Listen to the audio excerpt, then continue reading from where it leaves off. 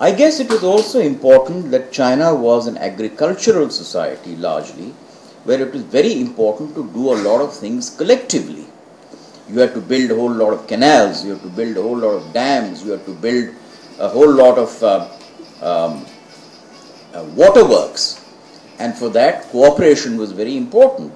So a philosophy which actually emphasized collective working and working together rather than extreme individualism, me, was something which was also very important for China. So in a way, what China needed at that time in terms of its own growth and Confucian philosophy seemed to kind of match and mix, and probably that was the reason why it really caught on over there. Now, all this sounds very good, but where does it lead us today? Now, Confucianism is not just a theory which existed at that time, because it has many practical elements which then seeped into Chinese society, somewhat like the Ramayana and the Mahabharata have seeped into our society. You know, we kind of refer to our epics on a daily basis, and examples are quoted, mothers and fathers quote this. Similarly, Confucius's sayings and his stories and his examples seeped into Chinese philosophy, so much so that many emperors and others who tried to denounce him and wash away his works actually found that they really couldn't succeed. And even Chairman Mao, who officially was extremely anti-Confucius and wanted to denounce him and denounce his works, actually, in fact, was a practitioner of Confucianism in many ways. For example, the communist emphasis on public education was very similar to what Confucius did.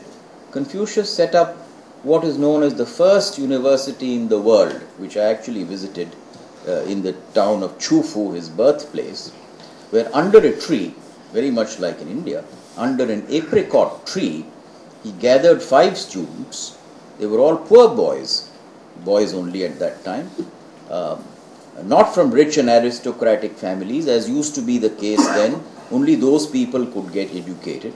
But he gathered a set of students from ordinary backgrounds and said, I will start teaching you. And then the whole movement spread, and he gained a whole lot of students.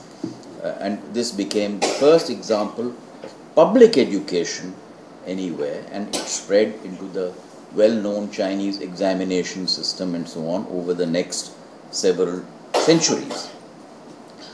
So Mao himself practiced that in the wastes of Yan'an when they were communist rebels fighting against Chiang Kai-shek, and the importance of public education grew.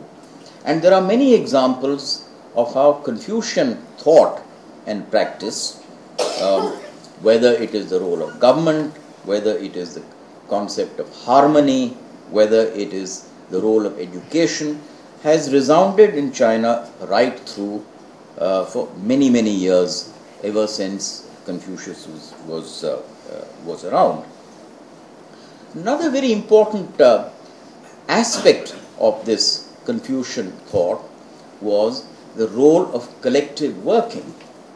Now, we often in India assume that the giant infrastructure projects that China has done so well, and we see so many of them now, the airports, the roads, the railways, the Olympics, and so on. There is a presumption in India that all this has happened very efficiently and well because of the power of authoritarianism and dictatorship. And the lament in India is, oh dear, you know, we have a very loose and lax system.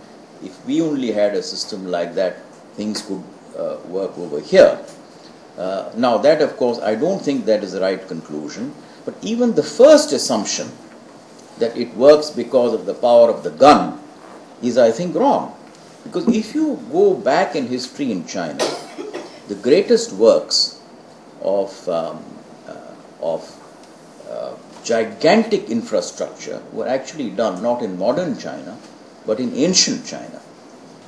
The Great Wall, for one, the Grand Canal, which was the first river linking project in the world, which joined the Yellow River and the Yangtze River, about 2,000 kilometers of canal.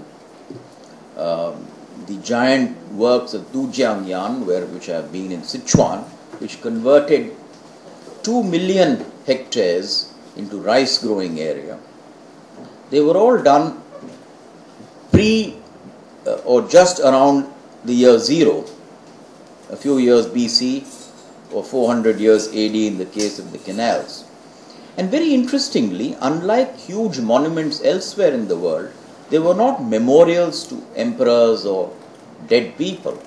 They were public works. And they were done because they served the purpose of the people. They were all public works. The canals were public works. The irrigation was a public work. Even the Great Wall was a public work for defense purposes. And this was done. Why?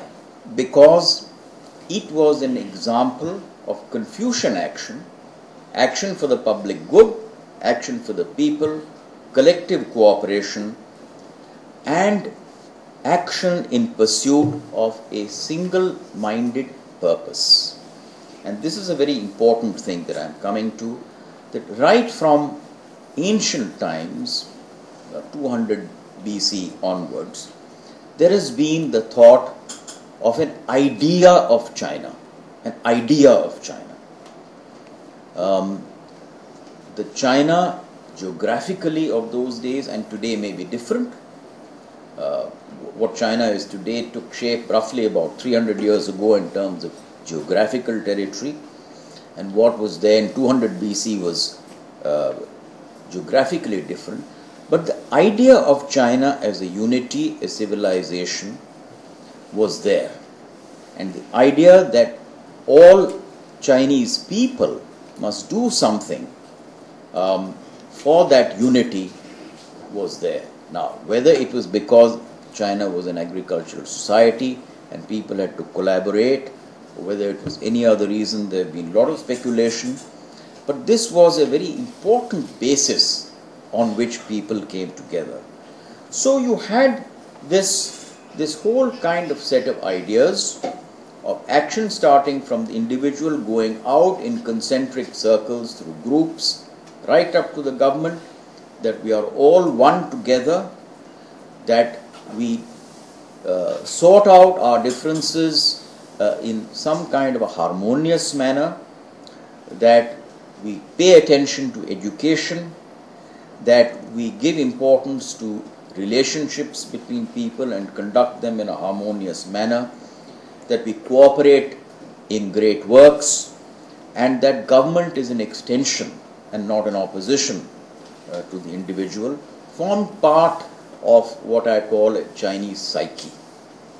And this psyche kind of, with lots of ups and downs throughout history, has somehow survived all attempts to overturn it. It has suffered retreats, it has gone into the shade for some time, but always bounced back. Now, some of the features of Confucianism in dealing with situations and regulation of human behavior and introduction of harmony are very important and quite relevant in a lot of the problems we have today. Let's take a few of them. Way back when Confucius was around, in one of his guru-like tours, he was asked by one of the kings, the king of Lu, I think. He asked Confucius, well, how do you suggest I rule my people? What's the best way of ruling my people? And Confucius replied,